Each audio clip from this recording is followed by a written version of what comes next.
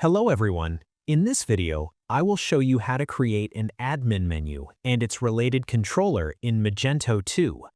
Apart from this, I would like to mention that if you need extensions for increasing the sales of your e-commerce store, then you can visit store.webkul.com and explore our number of products for every technology. We also have the user guide for the same in our blog sections, from where you can check the features and configuration and get to know the functionality of the extensions as well.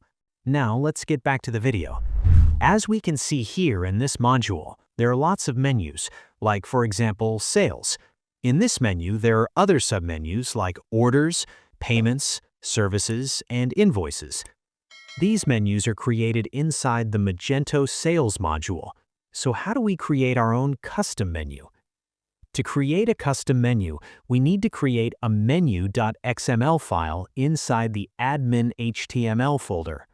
I've already created a menu.xml file and added the entries for the menu. And as we can see here, we have given the action custom admin menu manage index to this menu. Manage items. So whenever the admin clicks on Manage Items, it will take them to the controller Manage Index. Now we need to create routes so that Magento can understand that the request is coming from the custom admin menu. To create the routes for our action, we need to create a routes.xml file inside the admin HTML folder, and we need to mention our module inside the routes.xml. Now, all we need to do is create a controller inside the controller folder. We need to create admin HTML because this action belongs to the admin area.